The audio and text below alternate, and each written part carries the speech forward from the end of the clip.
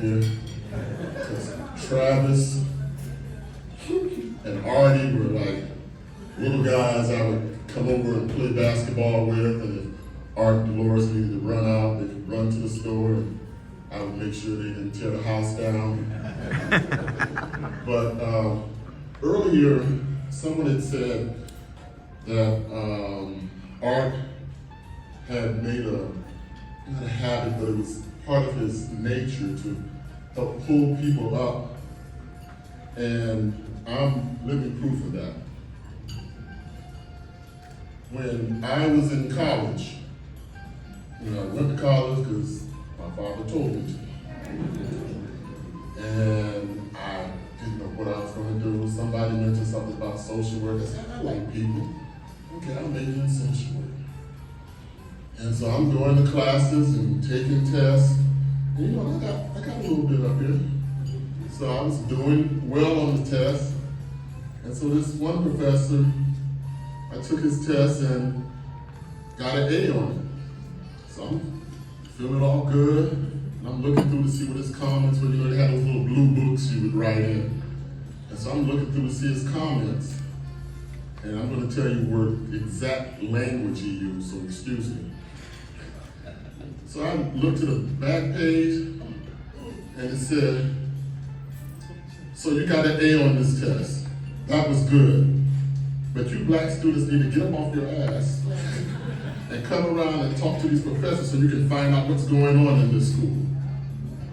And so I never was a small dude.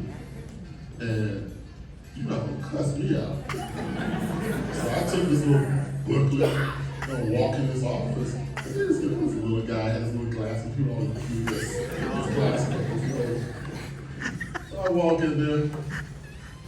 I saw your comments on my book, threw it down on the desk.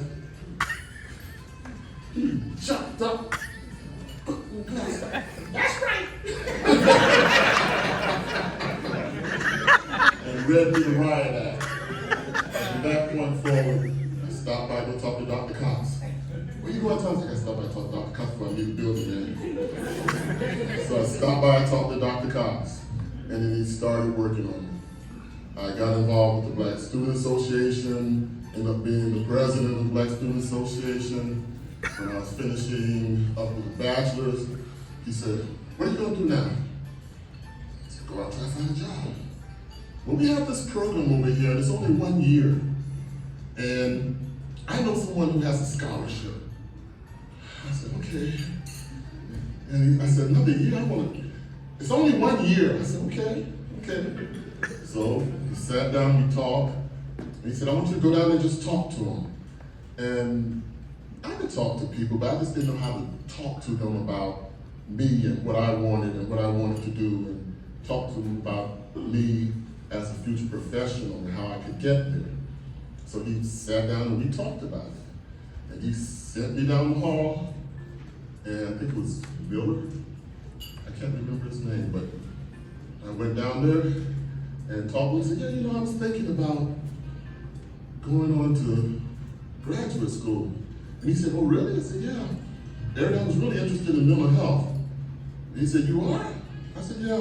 I just don't know how to go about doing this. Now, Art already told me the guy was in mental health. He told me the guy had money for scholarships in mental health. And they were also looking for black students. So I went up and did my little show routine. And he said, tell you what, let me get back to you. I said, okay. He never mentioned scholarship. I didn't mention scholarship. And every day, pass through the building, I would stop by and say, hey, how you doing? How's things going? And just start up a conversation. Next thing I know, I was getting accepted to the master's program and had a full scholarship to pay for everything. And it was art. And what I did then was took what he was giving me and started passing it on to the other students. And then it started me to see how, it was each one teach one. That it wasn't around back then, but it was art started it. But it was just caring about people and caring about who they were and where they wanted to be, not forcing himself on you, but helping you to come see and to start to explore and think about who you are. And so when he was going to leave Florida State, and I was going to graduate, he said, "Where are you going?" I said, "I don't know, just find a job." He said, "Well, I'm going up to this college in East Tennessee." He said, "Why don't you come on up there and I'm going to get this grant and you can start working." And sure enough, he didn't get the grant. But he told me who got the grant, and I already knew how to do the talk. So he put me in touch with Josephine Bradley, who happened to be one of the Greensboro 9. And I went and started talking to Joe. Next thing I know, I had a position and was working. And I followed him up there. Dolores said, "Next time you move, he's not coming with us." She didn't say that. But it started me on my way, it started me on my career. And I learned a lot from him. And at the time, I didn't know I had a mentor. And when I started my career, everywhere I go, my life will tell you, I was always having these people who I would work with and who I would not let them get away with anything, and I would fuss at them. I didn't have glasses and push them up on my nose, but I knew how to wag that finger like he did. But art made all the difference in the world in my life.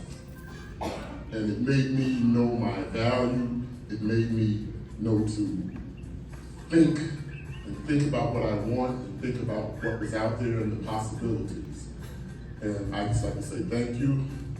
May you have, as my father-in-law would say, many, many, many, many more years in birthday. And I love you. Thank you so much.